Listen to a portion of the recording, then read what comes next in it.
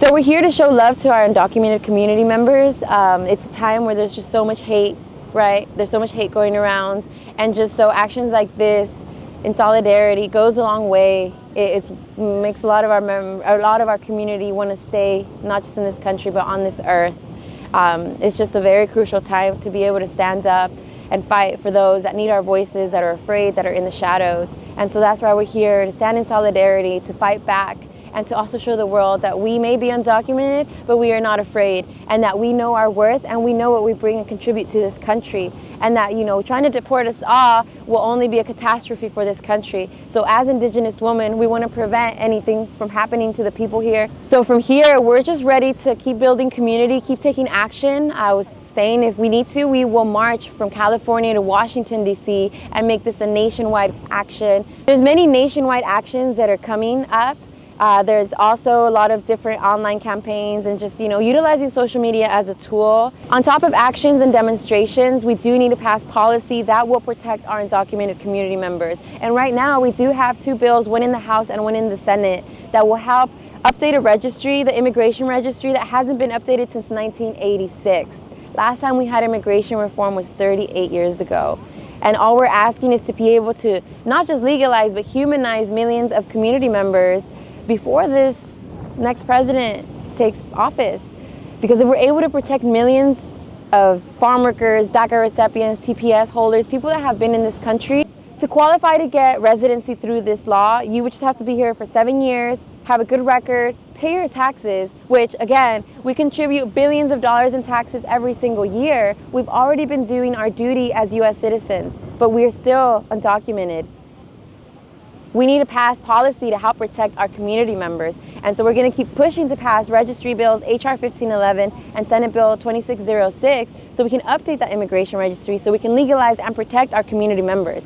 So whether that be through demonstrations, through online social media campaigns, getting people to use their voice on their platforms, whatever it's going to take, we're going to do it. And when the time comes, if need be, we will be there arm in arm in front of ICE buses, preventing ICE from taking our community members, because somebody has to stand tall and somebody has to fight back. So we're here to show our community that there is people ready to fight back, and that they're not alone, and that we see them, we hear them, we are them, and that this fight only continues. But we're leading with love. We have always led with love. We've always been people of open arms and just giving everything to this country. But there comes a point where you have to stand tall and fight back for what our community deserves.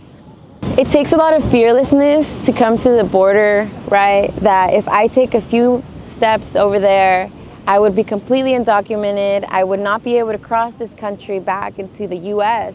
It takes a lot of fearlessness to be able to do what we did here today. To be able to be so close to a border that, you know, just a few steps away, I'm risking my freedom. I'm risking my life in the US. But it's also me letting go of a lot of fear that I might have internally need to help lead our communities that also need to let go of that fear. It's heavy that it's this wall that is separating me from my mother, that I have been separated from for 6 years now because of this wall. When you see it up close, it makes you think, well, I mean, why can't we just tear it down, right? Why can't we fight back and break down these barriers, break down these walls that separate our families, that separate our communities? And it feels very sacred being right here where we are, because I'm sure there has been many, many bodies here before, many deaths of people trying to cross this water, of many people trying to cross these borders, these deserts. You're talking about children that drowned. You're talking to people that were killed along the way. It is a very sacred place where we're at. And you feel a sense of privilege that you've made it here this far, and that you're able to use your voice. I'm able to speak to you in English. I'm able to speak to you as someone, as your neighbor. But again, like, it feels like I'm a bridge between 2 worlds, right? The US, Mexico, and then there's a wall in the middle of my heart, right? Can you believe that a border like this causes so much pain to our communities and makes us be looked at as less than human? I crossed this border when I was 3 years old, and now I'm 29. I still do not have a pathway to citizenship. I've been a DACA recipient for 10 years now. I've done my duties just like every other citizen out there, even a little bit more above and beyond. I do have a nonprofit that serves 40,000 farm workers with food security and anything they might need every month. And these are the essential workers that, you know, we're supporting through our my nonprofit that feed the rest of the country. Our contributions are so essential in every part of what we are and what we do. We're all over. I mean, we're everywhere. We're your neighbors. But when media is dehumanizing us and painting out this narrative, this picture of who we are, it makes us look as less than human. But I'm literally me. I am undocumented. I am everything Trump is against. And here I am using my privilege of having DACA to be fearless and advocate for our communities. I let go of fear a long time ago. So I would be lying if I said I'm afraid right now. Because I know who I am and I know I belong here. My shirt says Indigenous. Here it says it in Spanish. Because I know we belong here. I know our place on this earth. I know we're here to protect this planet, to protect the people. And if we don't raise our voices, humanity and our earth is at risk. So I had to let go of fear a long time ago to be able to be in my power and do what I'm doing. So now I need everybody to come with me because I can't do this on my own. We can't do this alone. It's going to take all of us to save this planet, to save this country. Because at the end of the day, I'm part of the biggest, best race there is out there, the human race. And I'm just asking to be looked at as human, as one of you guys, right? We're not criminals. We love this country. We love this land. We're Americans. We're Native Americans. We have been here before colonization, before the real immigrants, you know, crossed over the seas to come to the Americas. It's just a shame that we're being silenced because we have so much to say, so much to give, and we just want to feel like we belong. And I know we belong. We all belong. This Mother Earth, she gives us everything. Housing, food, water. Before capitalism, before colonization, everything was free, everything was shared. We were in harmony, we were in community. Now people can't afford the rent and to keep a roof over their head. People can't afford groceries to eat healthy. There is so many toxins in our water, so many chemicals on our food, so many chemicals on our skies. Yeah, we have so much new technology, so much, I guess, advancement in tech, but we are depriving our earth from the resources to be able to utilize this convenience. And in return, we can't even eat the food. We can't even breathe the air. We can't drink the water.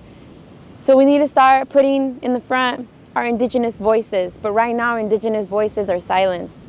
When we ask for citizenship, we're not asking for any benefits. We're just asking to be able to have basic human rights and be looked at as humans because, as I said, we have a lot to talk about. We have a lot to advocate for. We want to advocate for you. We want to advocate for this planet. But first, we need to humanize all the people that are ready to speak up and help. If we keep making them look like the bad guys, I mean, we need to be realistic here. We know who the bad guys are, and it's not us. When someone points a finger at somebody, there is 4 fingers pointing back at them, and that is literally what we are seeing as a result of these elections. You see what's going on with this planet. How long are we going to just keep acting like we don't know what's going on? When it's California underwater, when it's California on fire, or every other state, every other country, we know we all might have our own indifferences, we all might have our own injustices, but if we don't come together and if we don't give the voices to those that care for this planet. Cool.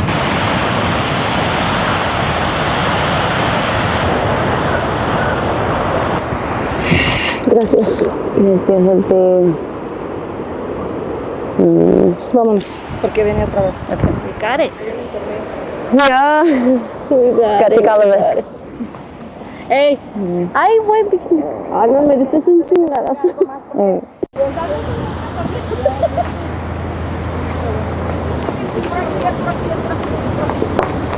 flores. Yo ya lo flores. Oh, imagínate el website en de México. ¿Está contaminado el parque? No dijo, pero es lo que en las noticias sale. Oh, yeah. No, que está contaminado, pero no está contaminado. Es otra cosa. More separated families. Enough is enough, and you're gonna see what we're talking about.